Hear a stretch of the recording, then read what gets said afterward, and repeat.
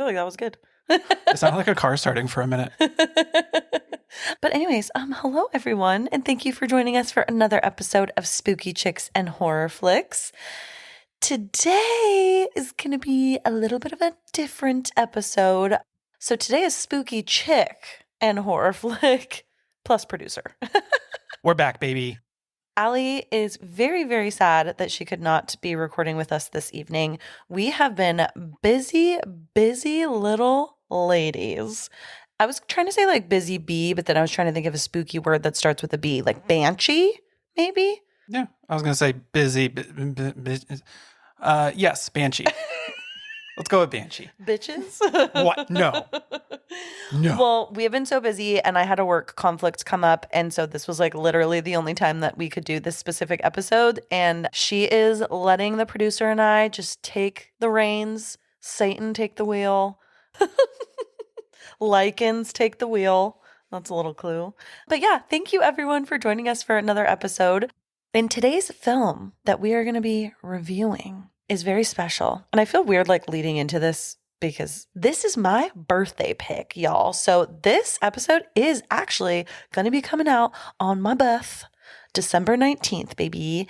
And the film we are reviewing today is the 1985 cult classic, Silver Bullet. And this film is based on Stephen King's Cycle of the Werewolf. Boom, baby. I'm excited. The King of Stevens. Who would have thought? The best of all Stevens. God, I would kill to meet that man. If anybody has the hookup, please let your girl know. But we will spoil the crap out of this film. So if you have not watched it yet, we watched it on Pluto TV. There is a Spanish version and an English version, Whoa. Just in case you're wanting to learn a little bit of Spanish. Or if you just speak Spanish, that's the way to go, and you can watch it there. And the producer's like, okay, let's like keep going. Like, stop chatting. You guys know I love to talk, okay? Anyways, in terms of what we're drinking today, I actually have a very, very special wine. Someone got me a wine. I think it's called like wineandspirits.com or something like that. But it is a werewolf cab sauv. And it has the most sick label with an actual werewolf on it. What are you drinking? I didn't come prepared. Well, you're drinking a beer. I am drinking a beer. I think What is it? it's got a koozie on it. That's all we need And to know. I got one hand. Oh, so we can... I got one hand and hold on. I am drinking not a themed beverage. I am drinking a big juicy Ballard. All right. Thanks, Red Hook. Oh, okay. Yeah. Well, cheers and happy birthday to me. Happy birthday. For today's synopsis, we have in a small town, brutal killings start to plague the close-knit community of Tarker's Mills. Marty, a paraplegic boy, is convinced the murders are the doings of a werewolf. I think this really tells you everything you need to know. It's pretty about on the film. nose. It tells you everything, but there's also so much that's going to be unveiled when you watch. Damn, this film is so good. I love it. My family is a big Stephen King enthusiast. My mom and I read a lot of the books when I was like growing up, and we also loved the film adaptations. So this is one that I've literally been watching since I was a child. I didn't enjoy it as much as you did. I've seen it maybe a few times in my life. It's not one of my faves, but I did appreciate it. Okay, and I might appreciate it for like a little bit of a deeper reason. You guys are going to laugh at me because you're going to be like, why do you love this so much if you're like so terrified? But one of my biggest fears is actually werewolves. I'm terrified of werewolves. And I have this recurring dream of being chased by a werewolf in like a dark house in the country somewhere. But I don't know why. I'm always like so intrigued by werewolf films. And honestly, it was a toss-up because there were several films I wanted to review today for my birthday that were all like werewolf related. And Allie and the producer were like, Emma, pick a goddamn film, because I went back and forth like 3 times. But I just love this film. And I think I say this a lot in other episodes, but when I have seen a film as a child, I think it just hits in that like nostalgic way. And I think that this film still holds up. Like I watch this film every probably 1 to 2 years. I just feel like it still hits every time. Anyways, that's all I had to say. For the IMDb rating for this film, we have a 6.4 out of 10, which I can understand. I'm not going to say I agree because I think it should be higher. I think it should be 10 out of 10. No, I'm just kidding. That's really high. But 6.4. Okay, not terrible. Rotten Tomatoes, however, is a little low. We got a 41% on the tomato meter and a 56% on the popcorn meter. Not even going to go there, but I don't agree with those scores, is all I have to say. They add up. Okay. But you also have to think a lot about how scores have evolved over time, too. When this came out in the mid-'80s, completely different story, going all through the 90s and everything. You have to imagine all the scores that have come in, especially through COVID, since everybody was sitting around watching That's true. movies and everything. That's true. Where a lot of times these films, over time, the scores are going to depreciate with the effects and stuff like that. A lot of people have newer TVs where a lot of these scenes were probably supposed to be a lot darker than they actually maybe are when you first saw it in theaters in the 80s. I could see what you mean. And I think that's where my issue was coming into it too. A cool thing I did see on Rotten Tomatoes, though, when I was looking at the scores, is I started to dive into some of the reviews of this film, and I found some awesome newspaper clippings that have been like digitally added to Rotten Tomatoes as like a review of the film. That's cool. And they were from like the 80s when this film came out. So that was kind of cool. That's fun. Just like read like old like newspaper clippings that have been digitized. So that was fun. But moving on, our director is Daniel Arias, and this was his first and only film that he directed. For the rest of the 80s to literally today, he mostly just directed TV episodes for some famous shows, and he has not made another theatrical film. So I say, for one and done, this is amazing. We mentioned this before, but I'll mention it again. This film was written by the great Stephen King, but it was a adaptation of a very short novella, I guess you would call it. And it is called Cycle of the Werewolf. And it's only about 128 pages, is not exactly like the film, but it's still cool if you like Stephen King. Like most adaptations. Yeah. What's kind of crazy is you mentioned this earlier. This was his 10th film adaptation. This was the 9th in the 80s alone. He had a total of 14 adaptations in just the 80s. That is insane. And I think the total's in the 60s now. It's hard to probably narrow it down because there's so many like short films made for TV, miniseries, and so many just adaptations with sequels and stuff. I can't even imagine how rich he is. King Stephen. Literally. King Stephen. He should be president. Stephen King for president, honestly. Things would be dark in a good way. But I love it. I'll take it. I'll take it. For our top billed cast, we have Gary Busey, who plays Uncle Red. I feel like Gary Busey does not need to be expanded upon much. He was in Lethal Weapon. I mean, he's in a lot of really great films. He's in Point Break, too, which is another one of my favorite films. And something funny about this character of Uncle Red is that John Candy was considered to play Uncle Red, which I feel like Gary Busey brings the perfect amount of chaos and like alcoholism to the role, where I don't know if I would have gotten the same performance from John Candy. But imagine it being Uncle Buck. That's what I mean. Yeah. I feel like Gary Busey's character kind of fell short in the sentimental moments where he's like actually like being like a good uncle versus like his like drunk and stupor moments. I feel like John Candy probably would have delivered that a little bit better. But the drunk, wild moments, Gary Busey is the only man that could have pulled that off. And if you want to see John Candy doing something crazy with a wild animal and there's a shotgun involved, then just watch The Great Outdoors. Yeah. Or if you want to see him ruin a man's life, you can watch Planes, Trains, and Automobiles. There you go. See? And if you want to see him lead a Jamaican bobsled team, you can watch Cool Runnings. Okay. We got recommendations for whatever you need here. Okay. But moving on, we have Corey Haim, who plays Marty. And Lost Boys, hello. We just recently reviewed Lost Boys, so if you haven't listened to that episode, but gosh, a little Corey Haim, just what a little cutie patootie. And he was so perfect for this role. I can't even imagine anyone else, honestly. He was awesome. And then we have Everett McGill, who plays Reverend Lowe, and Megan Follows, who plays Jane, Marty's older sister. And that's what I got for you for Top Build, baby. That's pretty much it. Not too deep. Not too deep, short and sweet. Nothing crazy. Those are our main guys and gals. For fun facts for this film, I know we mentioned it in the synopsis, but this town where this film takes place is called Tarker's Mills.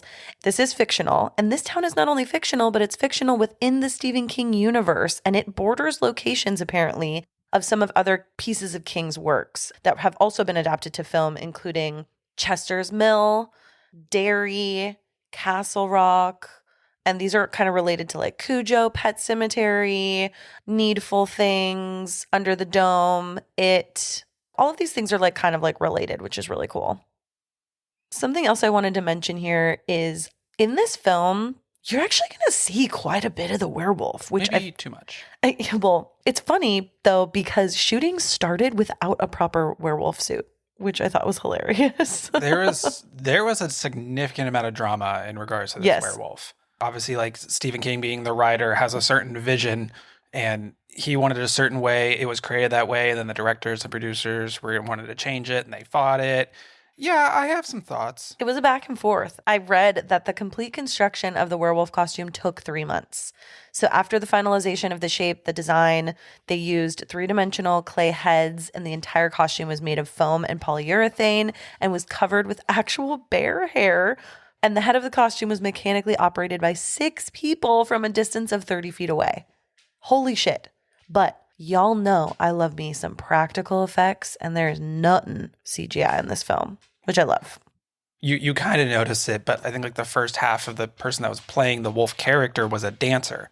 It honestly just sounds like an SNL skit because you can tell. You can really tell.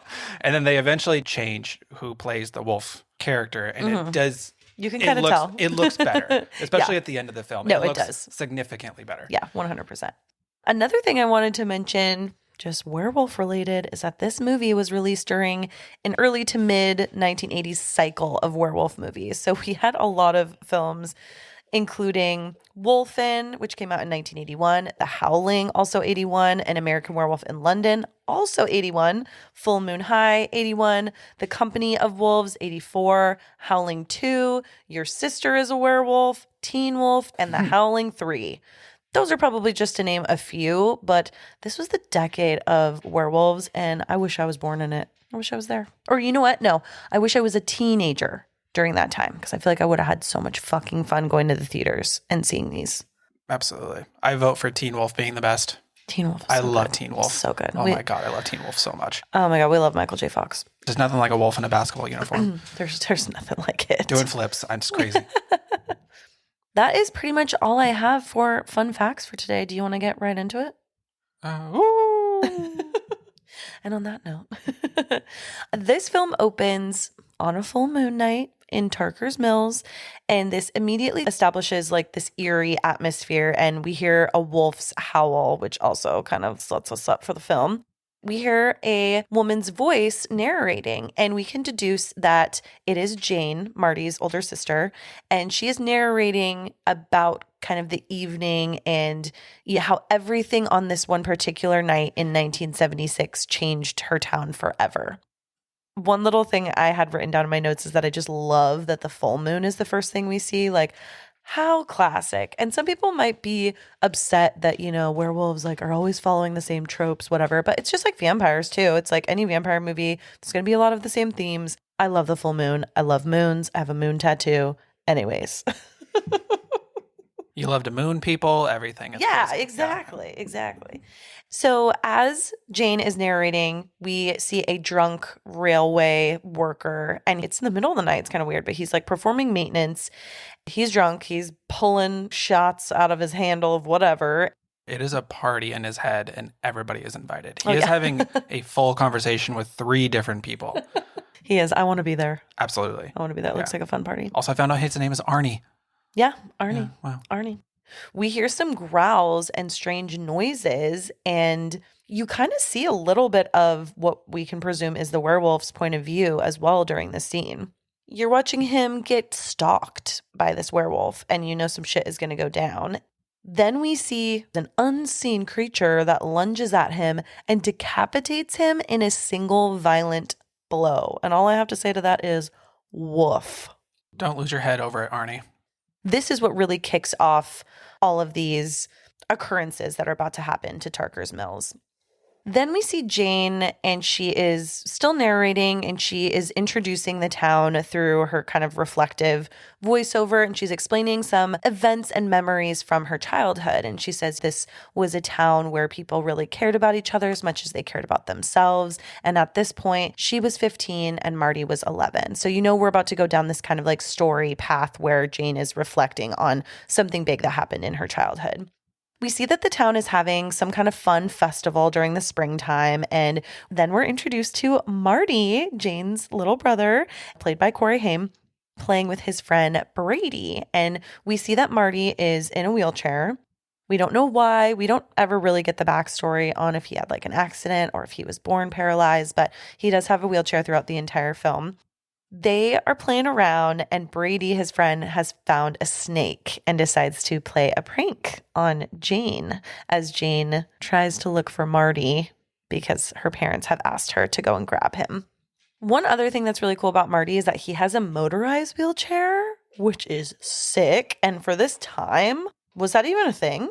I've personally never seen it. I've seen dudes in wheelchairs at like the skate park, which is super cool. But like this kid would be the coolest kid on my block with this motorized wheelchair. So sick. So sick. Thing is built for speed. And his wheelchair is named the Silver Bullet. There's the name of the movie. I know. I love it. After Marty and Brady play this little prank on Jane, she's really, really upset because she falls into some mud, rips her pantyhose, and she goes and hides in some bushes to kind of like calm herself down. And as she's in the bushes, she witnesses a woman from the town and a man fighting over the woman being pregnant and having kind of a very heated conversation. Imagine running into a real life episode of Maury. Oh my God, literally. And like just the way the guy was acting. Like, such a dick. Literally walked away. He was like, it was good while it lasts. Okay, brother. Your 15 minutes of fame are over. I gotta go, baby doll. So annoying.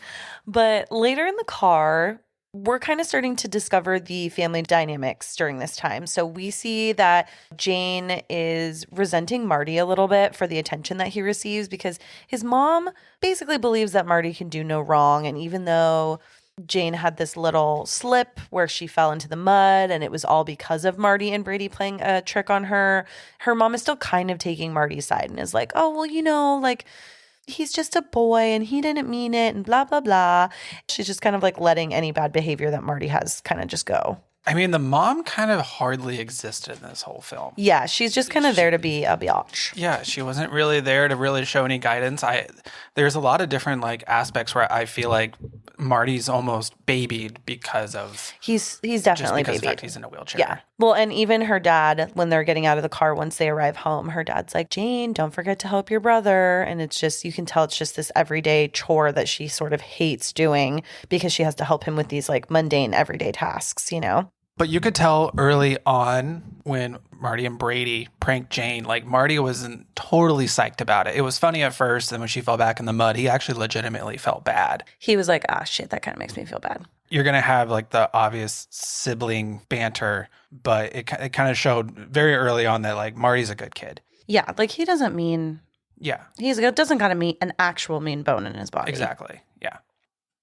Later that day... when they get home, Marty asks Jane if Uncle Red is still coming to visit, and she kind of snootily tells him, well, I heard from Mom that he's getting another divorce, and he's a chronic drunk, and he's not this amazing uncle that you think and that you idolize. And you can tell that kind of hurts Marty a little bit because we're getting introduced to his love and dynamic with his uncle pretty soon. And then later that night, Marty goes into Jane's room and gives her some money to buy new pantyhose since he was part of the prank that made her rip hers.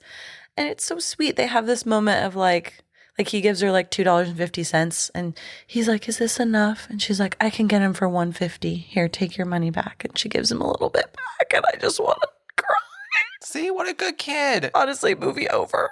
The only issue in their relationship is that his sister is 15 and 15-year-old girls and boys are mean. Bitches. Mean.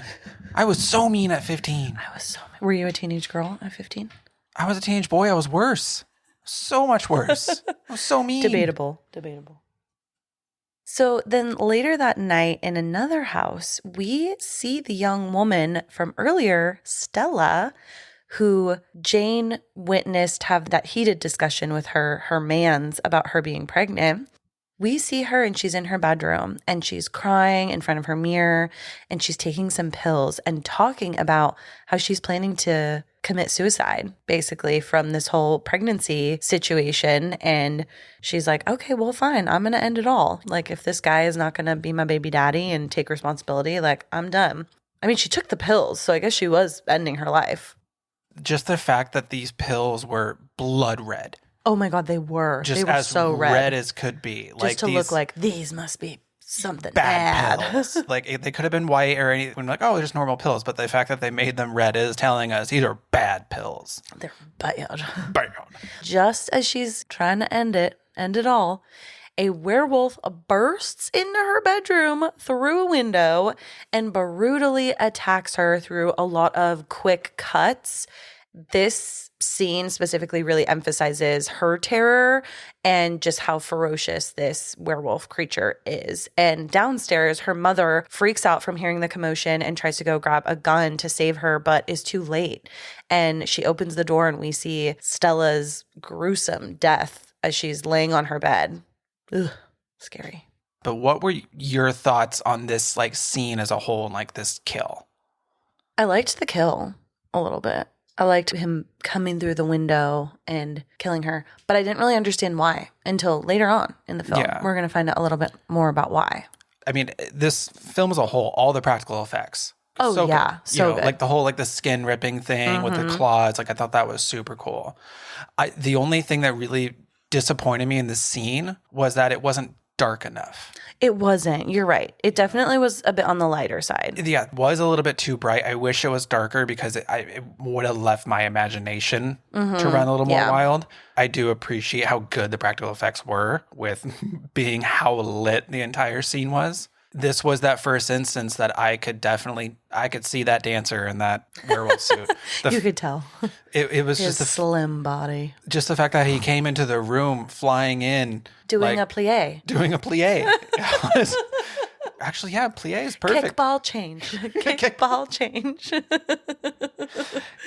Kickball chain, and spin.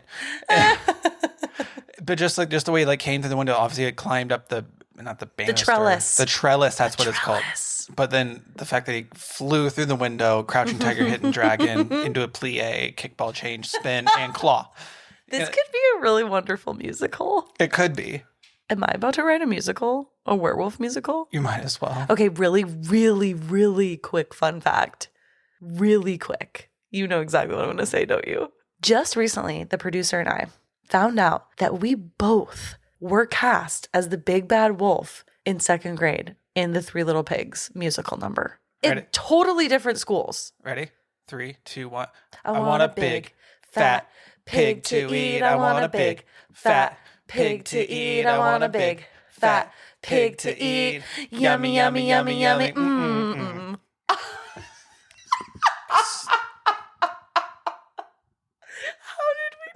You guys, I swear to God. The fact that I just literally said 3, 2, you knew exactly where I was going. It's the only part of that entire thing that I remember. I don't remember anything else.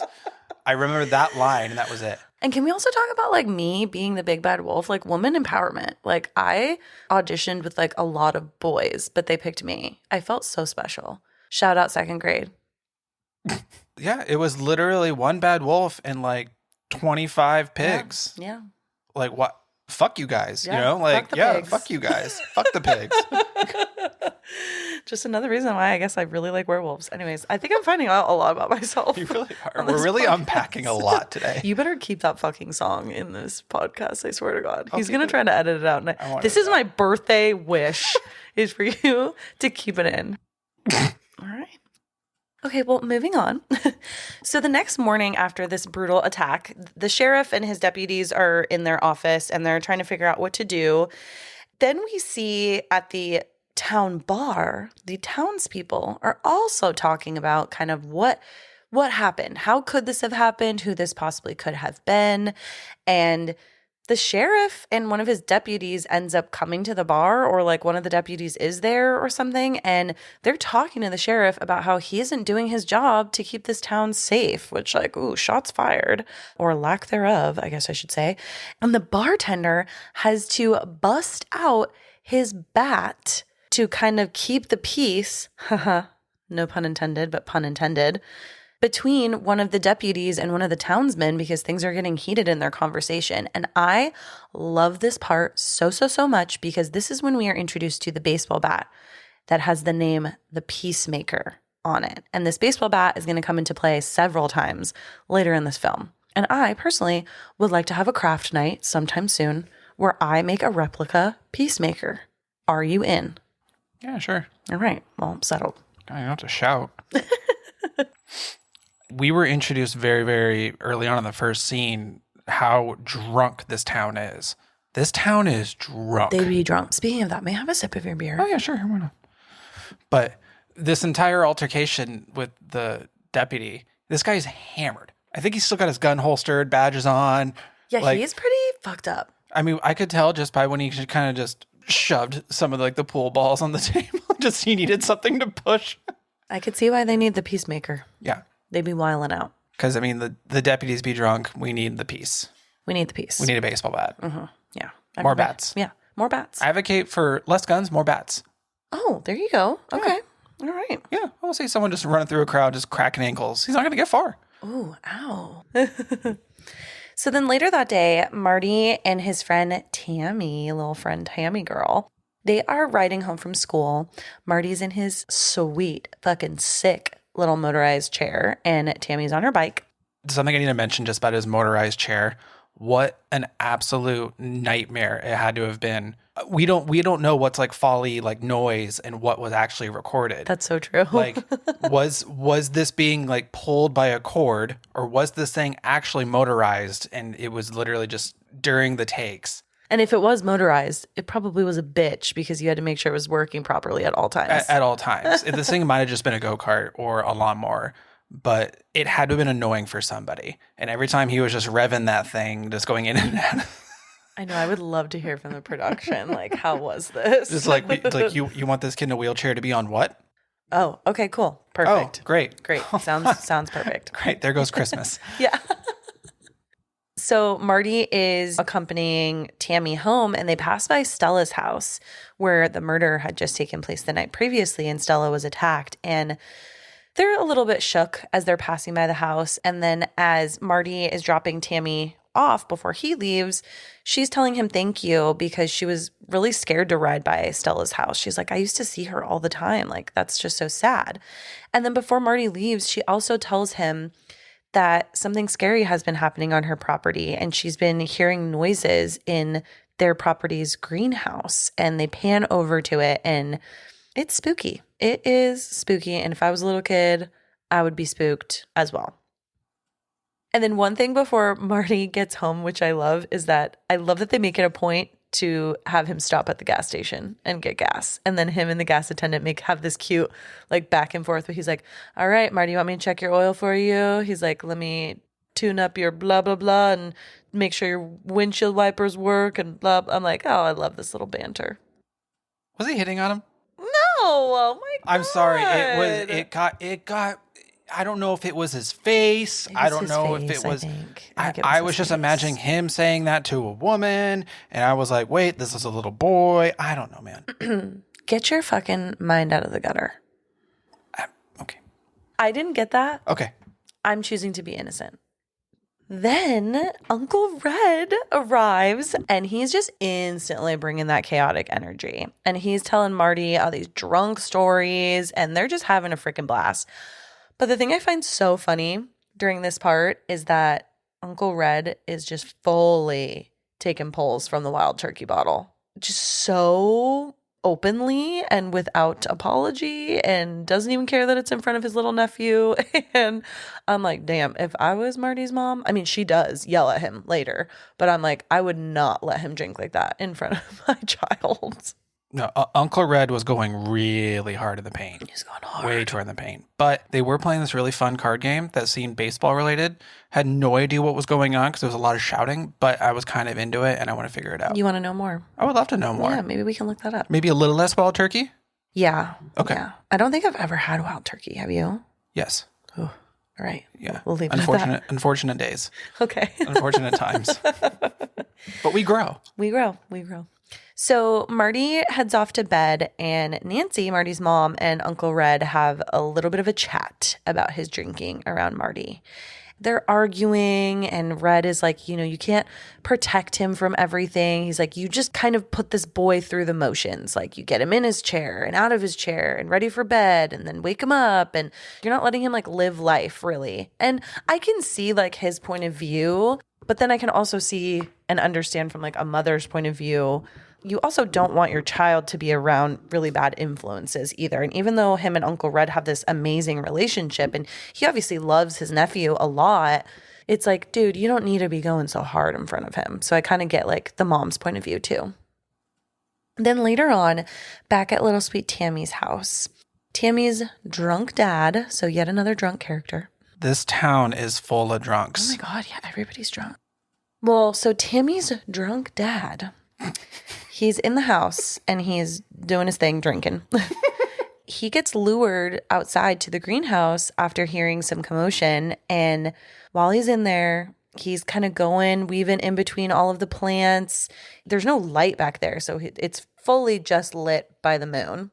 There's some broken pots and it's pretty chaotic in there. And we see the point of view of the werewolf who is under the floorboards. And then we see Tammy's dad like walking above and just going in and out through all these plants and everything. And this scene so closely reminds me, I don't know why, of the raptor and hunter scene in Jurassic Park when he's walking through the plants and he's being like stalked by the raptor. No, I totally see that, but just imagine that scene if the hunter was drunk. Oh my God, even better. Just clever girl. Same. I love that. But more drunk. Different. Yeah, but more drunk. Well, and then, what do you know? The werewolf attacks him through the goddamn floorboards. Dude's got a vertical. He really does. He's a dancer. Another thing I'm going to mention that kind of bugs me was a shot that I felt like I didn't need is the constant close-up shot of the werewolf's eyes. I can see that they're obviously a human eyes, especially in this, that's all you would see is just the eyes. And it kept taking me out of the fact that this is a monster rather than just somebody in a costume. Do you think that might have been purposeful, though, knowing who we know is the werewolf and maybe them wanting you to match the eyes to the character potentially early on if you were watching this film? I mean, we also don't know if early on if that was the same person. No, true. But I think for the sake of the film. I don't know. That is something that I kind of felt like bugged me in a way. Mm-hmm. It kept taking me out of the moment, I guess. That's a good point. Yeah, it really didn't bother me at all, but I feel like knowing that, I didn't really, I don't know if I paid attention that hard to the eyes specifically. I'm going to have to look at that next time. Especially in the attack scenes, the quick cuts, and they would show like the face of the monster and they would show like the teeth and stuff. And it was always a front view of the teeth. Like I would almost rather see, like in those moments where you'd see the eyes, I would almost see a profile shot of like these teeth. Kind of like a raptor. Yeah. Mm-hmm. Yeah. Mm-hmm. Or we're back to drunk hunters. Yeah. And, but I don't know, it is a really good film and I did enjoy it, but there is a lot of those little nuances that kind of bugged me that I wish would have let me. It gives you like the itchies a little bit. The itchies. Yeah. Yeah. I'm shaking my fist in the air. So later, while Marty and Brady are playing outside, they're playing with a kite, actually. And it's quite funny. No, but it shows that Marty is suddenly up in a tree. Like, they don't show him getting up there. He's just suddenly in a tree because his kite got stuck up there. Did someone give him a boost? No, nothing. It showed Brady flying, and then suddenly Marty's in a tree. Holy moly, the upper body strength that took. He's got fucking guns. Yeah. And later his sister comes down, right, yelling at him. And then she helps him get out of the tree. And it's like a 6-foot drop to get out of this tree. And he just plops down into his chair. Down into his chair. What a silly guy. Like, this kid is adventurous and terrifying. Yeah, he's terrifying. So Jane comes to find them, and she's like, Marty, dude, dinner's ready. You need to come back. And they're both like, okay, Brady, are you coming? And he's like, oh, I'll be out for just like a little bit longer. And, oh, God, you just know as the viewer, you're like, no, Brady, don't be out for a little bit longer. Like, you'll go and die, brother. Well, it was just that long shot of like Marty's face. Because like Marty knew. And like we you held could on. tell. Yeah, Marty's like, dude, no, you need to come home. Ugh, yeah, like so insanely good acting on Mr. Yeah, Haim's really, part. really good. Fantastic. In that moment, you feel for Marty. You're just like, you want to say something, but you don't want to be lame. No, totally. You don't want to be the lame bro. Like, hey man, be careful. God forbid. Hey man, you should come home with me. Yeah, stop flying your happy face kite and come home with me. Sad. And then at the bar, we see the townsmen and the sheriff start fighting yet again about the lack of progress that's happening with solving all these murders. As this commotion and fighting is happening, Brady's dad walks in, breaking through all of the commotion, and everything becomes silent. And he's just like, has anyone seen my son Brady?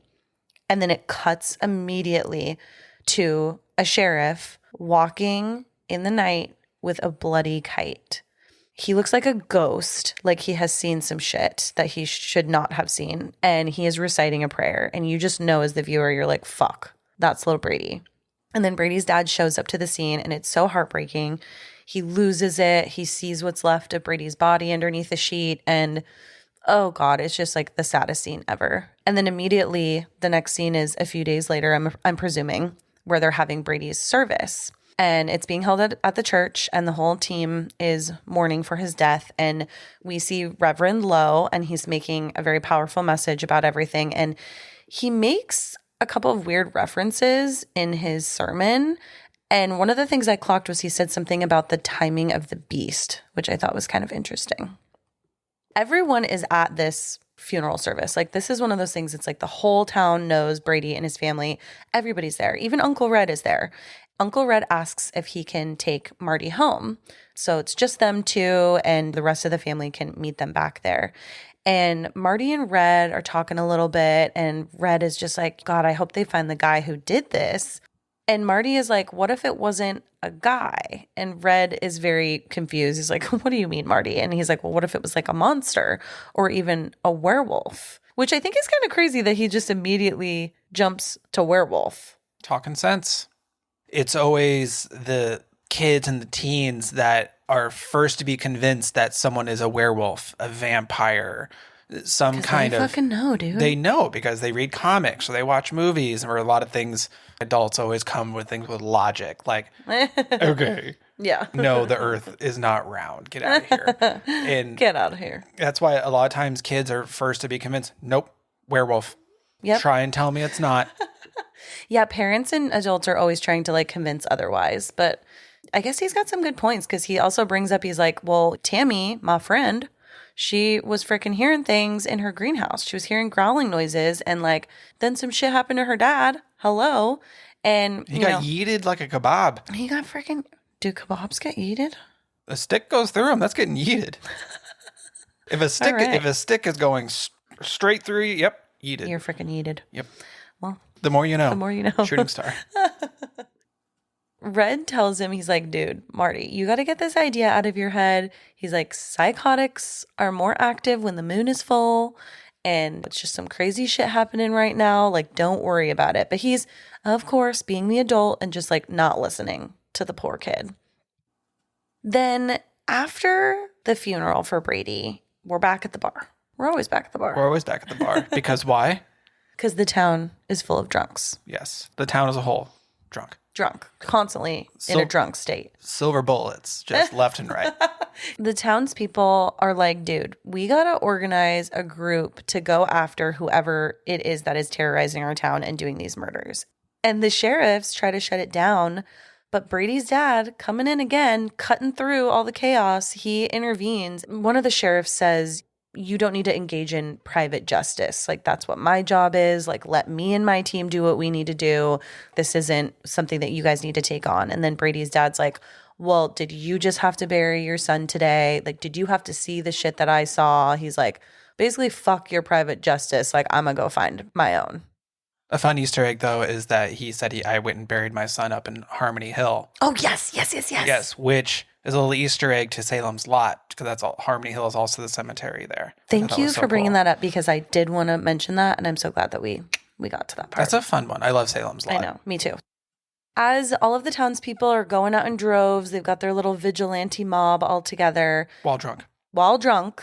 presumably. I'm going to say this probably about 5 more times. Yeah, just be ready, everyone. Yeah. The Reverend shows up and he's trying to stop everybody. He's like, no, stop. Don't do this, blah, blah, blah. What a good guy. What a good guy. What a good guy. Just, he's like, don't do this. Doesn't need to happen. You know that Reverend? You know good that guy. Reverend? Really good guy. Good guy. Really, really cool freaking guy. Crazy. Great eyes. Captivating. Well, and of course, they all fucking proceed, right? So all of them, most of them, are armed with shotguns. They've got their flashlights. They're splitting up in little search groups. And this part, though, is kind of funny in a weird way because the werewolf ambushes them, but he picks off everybody kind of one by one. And it's the classic, like, I feel like we've seen this in so many films where you're walking through fog or you're walking through water or something where you can't see your bottom half and then someone is just grabbing you from below. It's kind of like that, like over and over and over again. Full on, it's like SEAL Team 6. Yes. Like taking them out. Just gone. Yeah, that was great. Ooh, great sound effects. Mm-hmm. But one part I love is that the bartender tries to use the peacemaker on him, and he gets a couple swipes in. He does. He got a couple pieces in. He did. A couple pieces of the peacemaker. But this scene just in general kind of highlights too, like the werewolf's just overall strength to like take down all these people. And it's kind of scary. Then in a juxtaposition scene, almost immediately we see the Reverend and we see him again and he's leading a church service. And then everyone is turning into werewolves and all the windows are breaking and the lights are going out. And my favorite part of this little scene is when the woman who's on the organ. Yes. Okay. She turns into a werewolf and she keeps playing that organ really fucking dramatically. And I love it. Might be my favorite scene. And that was like the one part of the scene, like her specifically, I was so conflicted because the one side, I loved her.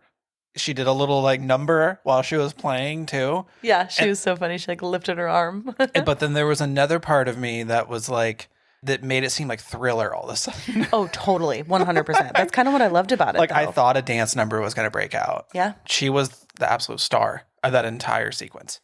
Well, and then the Reverend wakes up and it's just a nightmare. And he's sweating. He's clearly like, this was crazy. And he says, let it end, dear God, let it end. And I have a question for you. Obviously, this was a dream. But how much of it was a dream? Do you think that the mob going out and searching was part of the dream? Or do you think that was real and only the werewolves breaking out into song and dance in the church was the dream part? The only aspect about the whole swamp thing that would make me feel like it was a dream was the fact that as a werewolf was hitting the guys with a bat, which I thought was weird because you are a wolf man with a wolf face and teeth. Wouldn't your teeth and your claws and your strength be the weapon that you would use rather than a baseball bat? Does he do that during the fog scene? Mm-hmm. I thought that was... It was like a good 10 seconds. You would see the peacemaker. I thought that was the bartender's arm. That was the wolf hitting him with it. You would see the bat come into frame, you see the peacemaker and slam. Because he wasn't hitting wolf guy. Well, so this is why I asked if what part you think is the dream sequence is because after this, we get no fucking explanation of what happened to some of these people. We saw the werewolf take down at least like 3 or 4 people in one night, possibly more. Like 8 or 9, it seemed probably like. More. Yeah. So why do we not hear anything about all of that? But one of the guys shows up later. One of the guys, not that was attacked, but one of the guys that was there during the foggy whatever. He shows up later on in a scene when Jane is looking around town to look at people's eyes. He shows up in one of the scenes, and I just think it's just interesting that, like, the people that maybe survived that wouldn't be making more of a stink of, like, bro, we got to figure out what the fuck is going on here. Like, that was some kind of creature. They ate my friends right in front of me. So that was my only thing is, like, keep it kind of ambiguous on purpose. I mean, the fact that all these people went missing, but it seemed like the town hasn't gone into red alert still. That's like mass murders. Yeah. Basically, murders are happening every couple days at this point, if not every day. The guy who runs the bar is dead. Literally. How is he serving y'all? Who is serving y'all? Who is serving you guys? So if the bar is closed, why haven't you guys gone into full panic yet? Thank you. Drinks ain't flowing. Red alert. Red alert. Well, and so the next day, Marty's family is driving to the fairgrounds and they see that the fairgrounds are closed. And Marty is super bummed because they've also canceled the fireworks because of all the murders in the town. Duh. On their way home, we also hear the radio reiterate to everybody that they should be following the curfew. And whoever the host is saying, oh, we should all be supporting each other during this time. And again, I just want to fucking know what the fuck happened to all the townspeople who died. Again, we are still not full red alert. These people were still trying to go to the fucking fair. I don't know.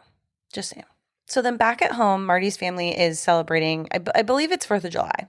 And they are celebrating in their backyard. And Uncle Red is working on something special and secret for Marty. And he reveals a newer, sicker, badass version of the silver bullet. And it very much looks like a motorcycle. Or like a tricycle. Yeah. Right? That thing was built for speed. It was built for speed. It's Absolute got a new exhaust, tires, engine, etc. And it's got a real fancy paint job with flames that says silver bullet. Yeah. It was so cool. It was amazing. And Uncle Red sends Marty out for a joyride and he fucking flies down the road having the time of his life. Without a okay. Yes. Without a helmet. I get it. It was the 80s. I get without a helmet. But it's just like the irony with Gary Busey and motorcycles without helmets. I can't help not think about it. I'm sorry. This is why I'm telling you I need a helmet for my bike if I'm going to ride it around town. But after all this and that Uncle Red's leaving, as he's driving away, he howls. Oh, I didn't even notice that. Do you think that was just like a funny joke because of like they were talking about werewolves, or do you think that was supposed to be some kind of red herring that we're supposed to think like maybe it's Uncle Red? I think maybe a little bit of both. Maybe like however you interpret it as the viewer. Mm-hmm. Oh, that's a good call. I didn't even realize that. Yeah. Because honestly, I howl when fun things happen too, so I didn't even think twice. Well, and one other thing that Uncle Red gives him is some fireworks. And later that night, Marty sneaks out of his room. I feel like you have a note on this, but he scrambles his way down the trellis. It was pretty stellar. He's agile as fuck. For a kid whose legs don't work, he gets around. He gets around. No excuses. This kid, it's insane. The upper body strength this kid possesses. Yeah, he's impressive. Like nuts. If it came to a push-up competition, I'd lose. You would. Marty sneaks out to go and shoot off the fireworks that Uncle Red gave him. And he drives himself to a more kind of secluded area. And there is this bridge where he is starting to set them off kind of into some lake or pond water. Something I couldn't help but thinking is like, it's very rare you be setting off fireworks by yourself. But like, all I can think about is like lighting off fireworks by yourself is like the equivalent of going on a roller coaster by yourself. It's like, is it really that fun? Am I cheering for myself or am I cheering for everybody around me? He's also a little kid though, and things probably just make him so happy. No, you know? Totally. But like, I'm just trying to think about like, if I light fireworks by myself, I'm like, am I going to cheer? Who am I cheering for? You're cheering for yourself, I guess. Exactly. Yeah. It's the equivalent of going on a roller coaster by yourself. Who am I cheering for? Does it not feel weird? Oh no, I'm a woo girl. I'm wooing all day long. You're wooing even if there's no, even if you're by yourself. Yeah. Even if you're next to a stranger, you're still wooing. I'm fucking wooing because we are wooing together. I feel weird wooing by myself. Okay, valid. So that's why I feel like if I was lighting fireworks by myself, I'd feel weird wooing. I think it adds to the scene too because it just makes this sweet little innocent like experience, right? And then here comes a fucking werewolf. Reiterate, he's a good kid. He's a great kid. He's a good kid. He's a good kid. He's wooing. He's having the time of his life by himself. He starts hearing some weird shit. He's like, something's going on. I feel like I'm being watched. And we see the werewolf come onto the bridge and slowly walking towards him, almost stalking him. And Marty is freaking out. This is like a super terrifying sequence, in my opinion, because I just think about like as the viewer, you're like, shit, he only has his motorbike and wheelchair to get him out of there. I mean, most people in any circumstance, even fully able-bodied people, wouldn't be able to outrun a fucking werewolf, especially a werewolf that has its eyes on you and that is ready to attack. But Marty, being a little smarty Marty, he uses a rocket firework. He aims it at the werewolf's face and hits him directly in the eye, wounding the creature.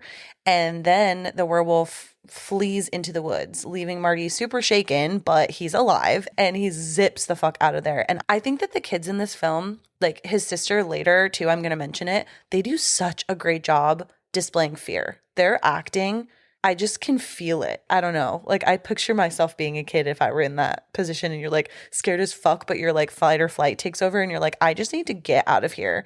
Also, good on Marty just thinking on his toes. I can't outrun this thing, but like let me fucking shoot a firework in its face. So smart. No, they did a lot of tight shots in Corey Haim in this film. Yeah. And I think he was a fantastic child actor. God, he was so genuinely in fear. Yeah. But I mean, once again, the thing that kept taking me out in this scene was seeing too much of the werewolf. Mm-hmm. I forgot where it was. I read somewhere that they wanted to take the Jaws approach with this film. Like Stephen King kind of reiterated, he was like, I want it to be a little ominous. I want it to be dark. I want it to be kind of mysterious. Yeah, I want the werewolf to be bland. I don't want any detail. I want it to be a little bit more mysterious. And they gave the exact opposite. We got a dancer in a furry bear suit. Kickball change. Kickball change, plie, firework in the eye. Out. Yeah. Werewolf out. Yeah, no, I can see what you mean. I can't remember if it was this part or a later sequence where we did see the werewolf and I was like, it's like a little bit cheesy looking. I want it to be a little more mysterious. Like we'll get to the end scene where we see the werewolf in full, which is great. Where I want to say like Signs, for instance, you only get a glimpse of the alien. You don't see it in full until the end. Just like Jaws, you keep seeing the fin. You don't see the entire thing until the very end. Yeah. And that's what I would have rather have had, especially for the insanely good practical effects. And I'm glad they got to show them off. Yeah, totally. But for the sake of the fear factor, I wish there was a tad less. When Marty gets back to the house, he immediately calls his Uncle Red and tells him, he's like, bro, I saw a werewolf. And of course, Red doesn't believe him. Then the next morning, Marty is just being a little emo boy. He's like off by himself, just contemplating what he just witnessed. And then Jane comes over and she's like, what's going on with you? Like, what's happening? And he tells her fully about the werewolf. And she is kind of like, wait, what at first? And then she reluctantly agrees to help him like investigate a little bit further. Fuck yeah, Jane. Well, and going back to us talking about him being like a good kid, I think his serious tone talking to her about what he thinks happened is what freaks her out maybe enough to be like, okay, shit, I actually think he might be telling the truth. And we hear her narration start to talk again too. And she says, she's like, I don't know what it was that made me choose to believe him, but I just knew that Marty believed it fully and that he wasn't shitting me on what he was saying. Like he truly believed it. So it like made her choose to believe it. She's like, okay, dude, I'll help you try to investigate. And so one thing that she was already doing was collecting cans for the church. She has to go around like the neighborhood into different houses and collect these cans. And she's like, I'm going to use this opportunity to kind of spy on the residents and see if anybody has any injuries to their eye. But for the sake of the church, it is brilliant to collect cans in a town full of drunks. Oh my God. Gold mine. The amount of cans. Oh, there's a lot. She collected a lot. Yeah. She got a lot in a day. And she was like, what better time to collect cans than when the local barman dies? There you go. And when I'm looking for a werewolf with an eye injury. She goes around all day. We see all these different townspeople. And I like this scene because it goes back to the eye thing that we were talking about. And this is like, they do some pretty smart shots where it's like, you'll see one person's eye, but then it gets revealed that both of their eyes are totally fine.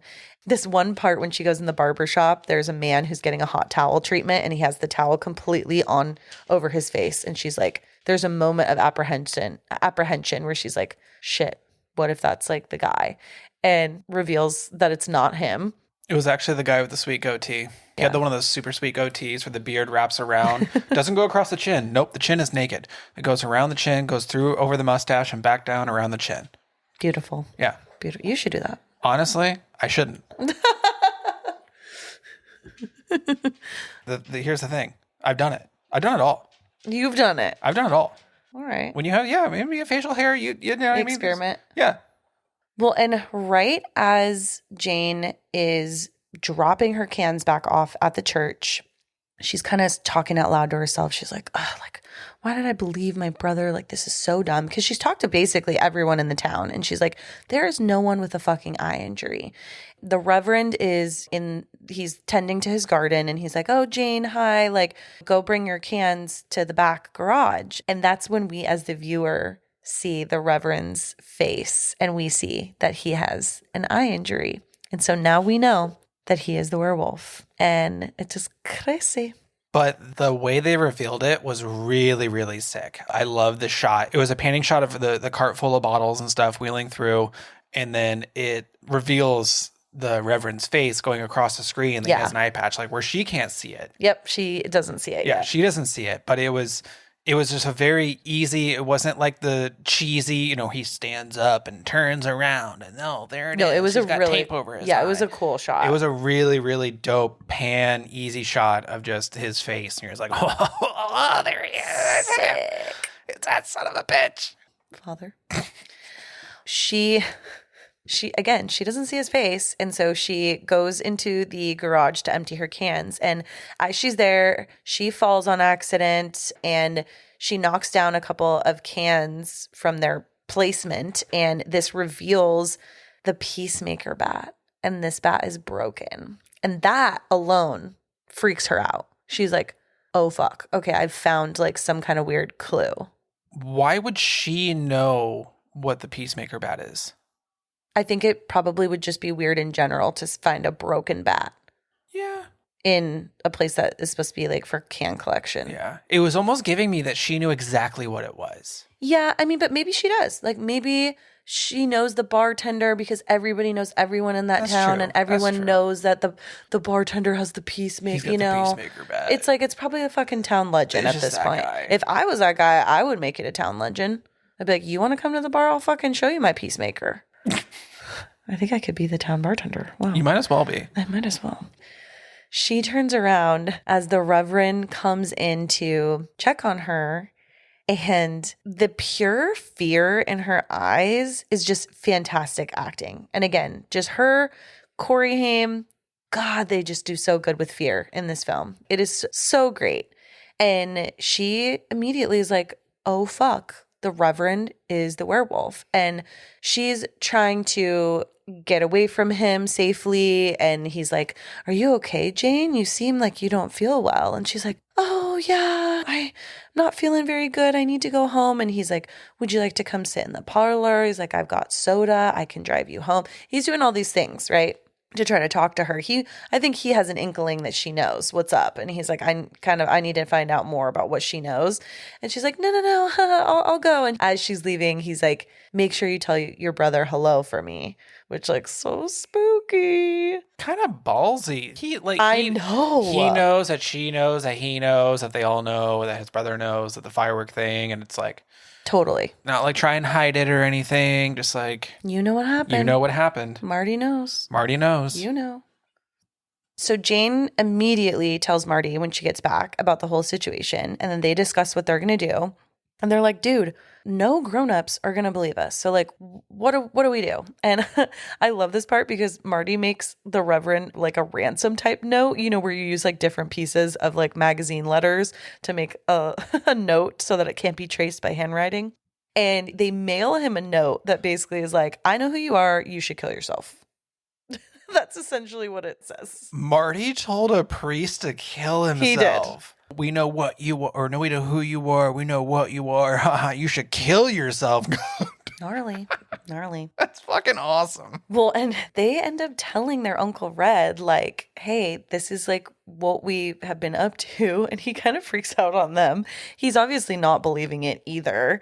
He's like, I'm a little too old to be playing Hardy Boys meets the Reverend Werewolf. I'm like, oh my God, I love that.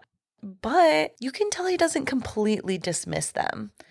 They find out, too, that Uncle Red had gone to the sheriff and asked if anybody had reported, like, weird letters or anything, and no one did, which also kind of tells them all that, like, okay, the Reverend doesn't want anybody to know about this because he obviously didn't tell the sheriff anything.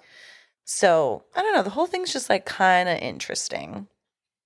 And then later on, Marty is coming home after school and he's by himself, and Reverend Lowe follows Marty. They end up in a little bit of a cat and mouse chase on the road, and he tries to run Marty off the road several times with his car and ends up kind of cornering him into an abandoned old bridge. He gets out of the vehicle and confronts him.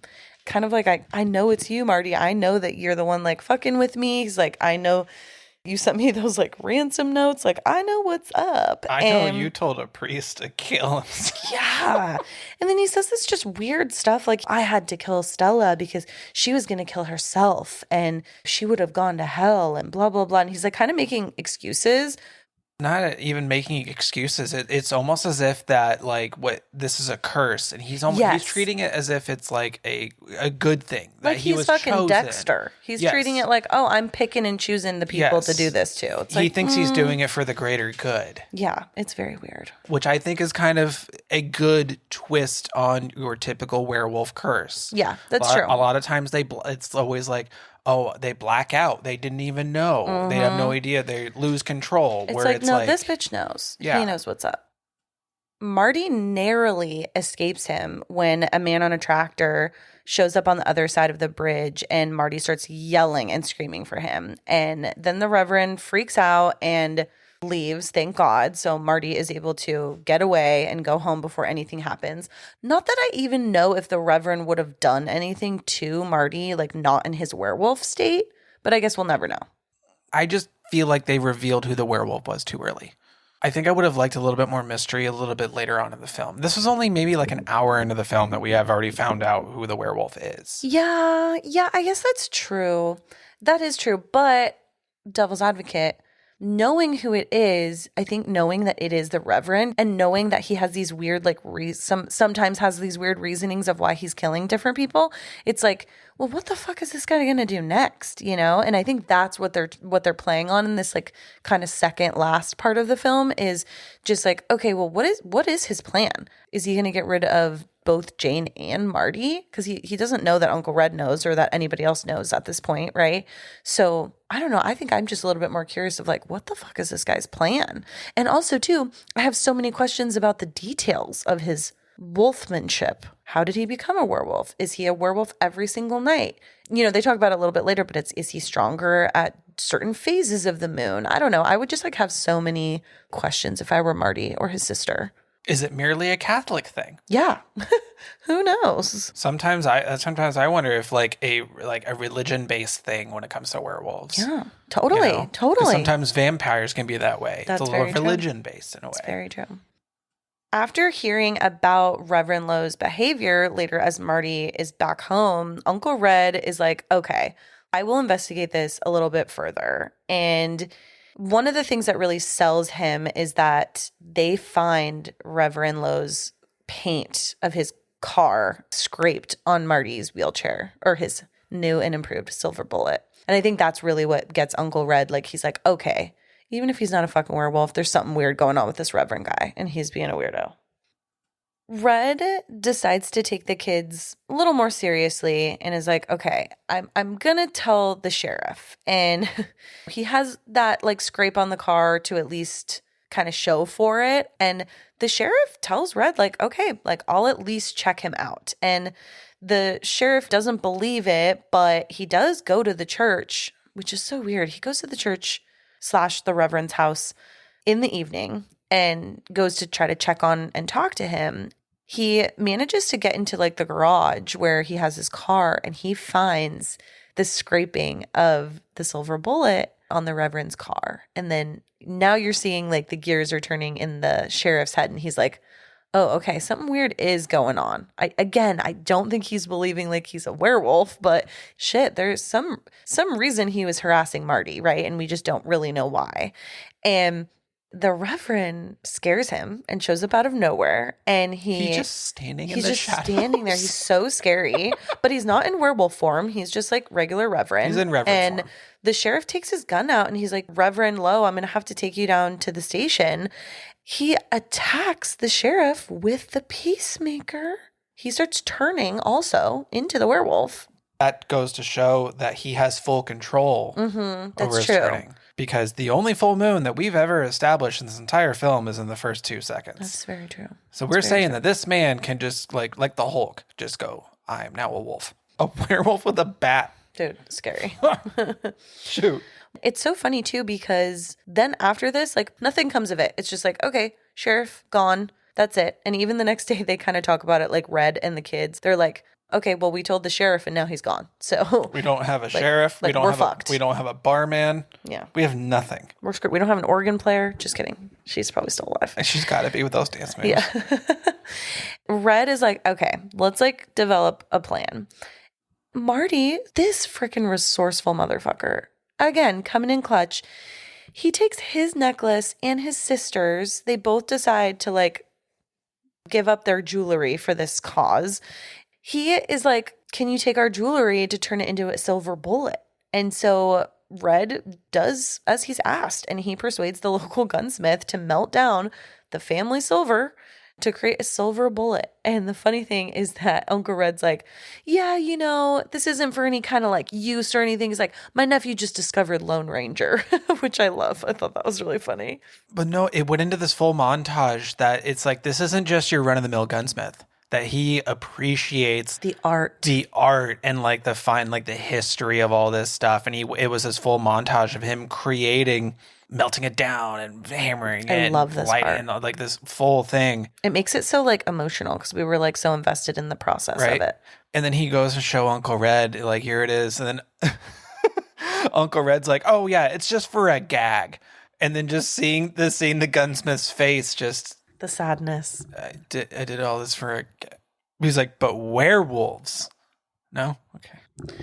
So now that they have their silver bullet, Marty's parents just decide that they're going to leave for a trip, apparently, during all of this town massacre happening every other day. If they couldn't be more obsolete to this story, of course they're going out of town when everything's about to go down. Yeah, it's of very course interesting. They have this random trip planned. But anyways, Uncle Red agrees to watch them, and it kind of works out perfectly because he also arms himself with that silver bullet in his gun, and they're all preparing for what they think is going to be some kind of confrontation because Marty is pretty convinced that, you know, the Reverend is not going to let him just get away with knowing that he is the town werewolf and that he's committed all of these murders. And so he's like, dude, he's going to come after me. So we kind of need to be like prepared and on the defense.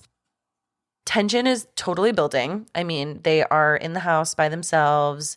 They all fall asleep as they are all in the living room and they were watching TV. And Jane wakes up and actually sees the werewolf through the pane of the window and freaks out. She screams. She wakes up Marty and Uncle Red, and it's pretty scary. She's like, I saw him through the window, blah, blah, blah. And Uncle Red is like ready to go. He's prepared. He's like, wait, what'd you see? Da, da, da.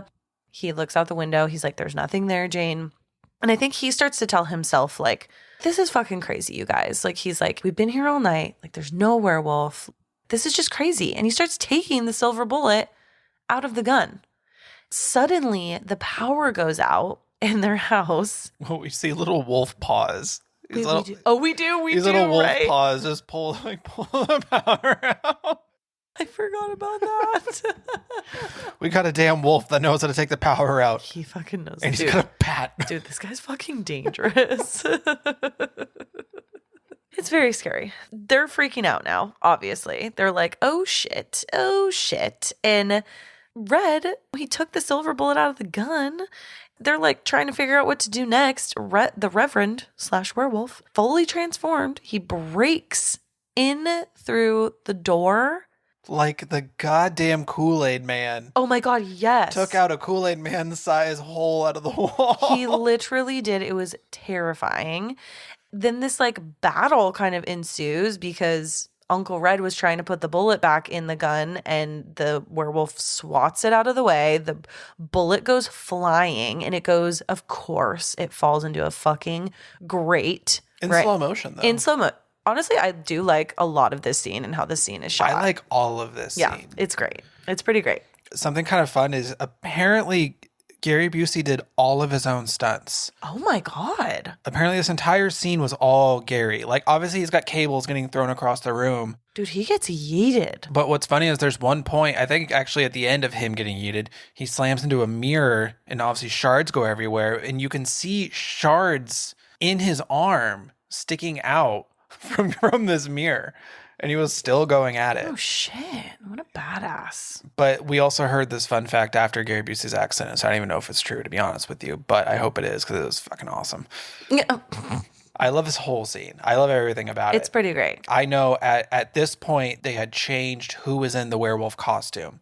Yes, so no longer a dancer. It's no longer a dancer. It's actually, I remember his name, the actor who plays the Reverend is now in the werewolf costume. Yep. And he crushed it. Yeah, he did so much better. Really well. Yeah. That should have just been him the whole time. It makes sense. You're gonna put someone who is supposedly good on their feet in a costume. Yeah, it fell flat. But I that's why I really did like this scene. I feel like even though he's in this costume, it was dope. Yeah, I feel like he really embodied what I imagined a werewolf would be. Yep, 100%. Absolutely.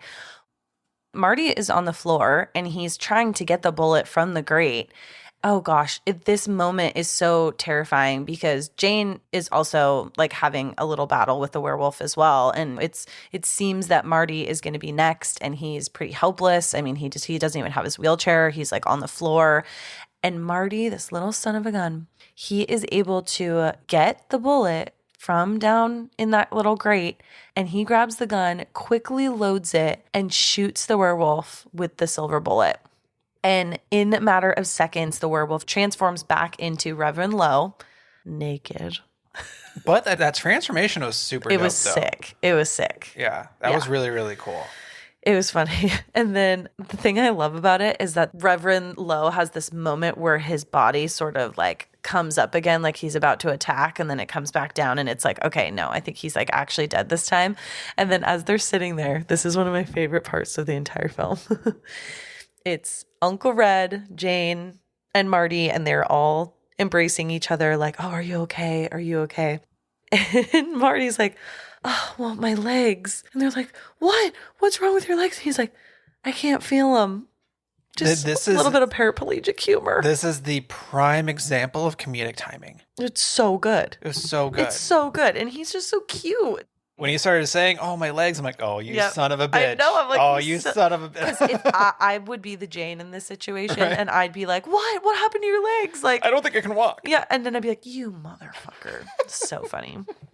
And then after that, Jane's voiceover returns and it kind of just like explains a little bit about how these events kind of brought her and Marty closer, and things just end on this kind of like bittersweet note. There's definitely like some scars that have been left behind for everybody from this whole like terrifying ordeal, but ultimately they were able to get rid of this werewolf that was terrorizing their town, and that's like pretty much the film. That's it. If only they could tackle the alcoholism. They tried. They tried to just take everyone out. The werewolf. He tried. Well, so what were your final thoughts on the film? If the entire film was on the brightness scale 2 notches down, I think it would have been 10 times better. I feel like we saw too much of the wolf early on, yada, yada. But that last scene really sold it for me. That last scene was dope. That was really, really cool, especially all the transformations and all the insane amount of practical effects in this film. I thoroughly enjoyed it. I'm going to blame cinematography. No, is totally. Probably my component that bugged me. But everything else I really enjoyed. But obviously I know you have a lot of fantastic thoughts. I mean, I don't need to keep tooting its horn, but I love this film. I love so many things about it. Yes, it has its issues, sure. But for like a 1985 film, I love the practical effects. I love the storyline. It was actually very interesting for me because I did read the book and it is quite different from the movie. The book is pretty short. It's like 120 something pages too.